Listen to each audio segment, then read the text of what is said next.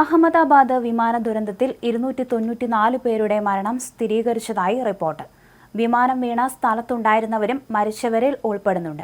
മരണസംഖ്യ ഇനിയും ഉയർന്നേക്കാമെന്നാണ് റിപ്പോർട്ട്. അതേസമയം എത്ര പേർ മരിച്ചുവെന്നതിൽ ഔദ്യോഗിക റിപ്പോർട്ട് ഇനിയും പുറത്തു വന്നിട്ടില്ല. 230 യാത്രക്കാരും 12 ജീവനക്കാരുമാണ് വിമാനത്തിൽ ഉണ്ടായിരുന്നത്. ഇതിൽ ഒരാൾ രക്ഷപ്പെട്ടു. ലണ്ടനിലേക്ക് ഉച്ചയ്ക്ക് 1:39 പുറപ്പെട്ട air India flight A1 171 Boeing 787-8 Dreamliner വിമാനത്തിലുണ്ടായിരുന്ന 242 പേരിൽ ഒരാൾ ഒഴികെ 241 പേരും മരിച്ചു. ഇന്ത്യൻ വംശജനായ ബ്രിട്ടീഷ് പൗരൻ വിശ്വാസ് കുമാർ രമേശ് മാത്രമാണ് രക്ഷപ്പെട്ടത്.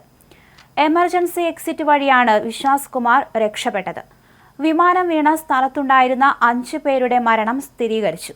മരിച്ചവരിൽ 4 MBBS വിദ്യാർത്ഥികളും ഒരു ഡോക്ടറുടെ ഭാര്യയും ഉൾപ്പെട്ടതായി മെഡിക്കൽ കോളേജ് അധികൃതർ അറിയിച്ചു. വിദ്യാർത്ഥികളിൽ പലരെയും കാണാതായിട്ടുണ്ട്. 11 പേർ ചികിത്സയിലാണ്. വിമാനം വീണ സ്ഥലത്തെ കണക്കുകൾ പുറത്തു വരുമ്പോൾ മരണസംഖ്യ ഇനിയും ഉയർന്നേക്കാമെന്നാണ് റിപ്പോർട്ടുകൾ സൂചിപ്പിക്കുന്നത്. ആശുപത്രി വളപ്പിലെ മരണസംഖ്യ ഉയരാനാണ് സാധ്യത. യാത്രക്കാർക്ക് പുറമെ ഇങ്ങനെയുള്ള മരണം വിമാന ദുരന്തങ്ങളിൽ അപൂർവമാണ്. വിമാനത്തിലുണ്ടായിരുന്ന 230 യാത്രക്കാരിൽ 169 പേർ ഇന്ത്യൻ പൗരന്മാരാണ്. വിമാനത്തിലുണ്ടായിരുന്ന 61 വിദേശികളിൽ 53 ബ്രിട്ടീഷ് പൗരന്മാരും 7 പോർച്ചുഗീസ് പൗരന്മാരും ഒരു കനേഡിയൻ പൗരനുമായിരുന്നു. യാത്രക്കാരിൽ 11 കുട്ടികളും 2 കൈക്കുഞ്ഞുങ്ങളും ഉണ്ടായിരുന്നു. വിമാനത്തിലെ 12 ജീവനക്കാരിൽ 2 പൈലറ്റുമാരും 10 ക്യാബിൻ ക്രൂവുമായിരുന്നു.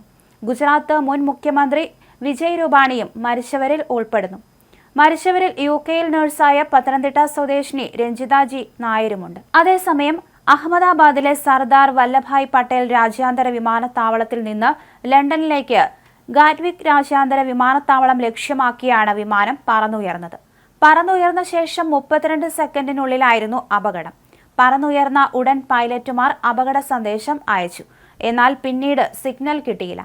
വിമാനം 625 അടി ഉയരത്തിലെത്തിയ ശേഷം തുടർന്ന് പറക്കാനാവാതെ താഴ്ന്നുവന്ന് മേഘനി നഗർ BJ മെഡിക്കൽ കോളേജിന്റെ ഹോസ്റ്റൽ മെസ്സിന് മുകളിൽ പതിച്ചു.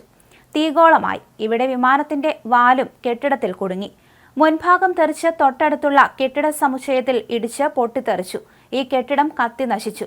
മേഘനി നഗറിലെ ജനവാസ മേഖലയിൽ വ്യാപക നാശനഷ്ടങ്ങളുണ്ടായി. മൃതദേഹങ്ങൾ കൈമാറുന്നതിനായി അടുത്ത ബന്ധുക്കളുടെ DNA സാമ്പിൾ ശേഖരണം തുടങ്ങിയിട്ടുണ്ട്. BJ മെഡിക്കൽ കോളേജിലെ കസോദി ഭവനിലാണ് രക്തസാമ്പിൾ ശേഖരണ നടപടികൾ തുടങ്ങിയത്. ഗാന്ധിനഗർ ഫോറൻസിക് ലാബിലാണ് DNA പരിശോധന നടത്തുക. DNA ഫലം ലഭിച്ച ശേഷമായിരിക്കും മൃതദേഹങ്ങൾ ബന്ധുക്കൾക്ക് കൈമാറുക.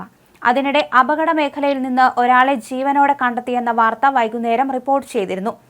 11A സീറ്റിൽ യാത്ര ചെയ്തിരുന്ന രമേശ് വിശ്വാസ് കുമാർ എന്ന യുവാവാണ് അത്ഭുതകരമായി രക്ഷപ്പെട്ടത്.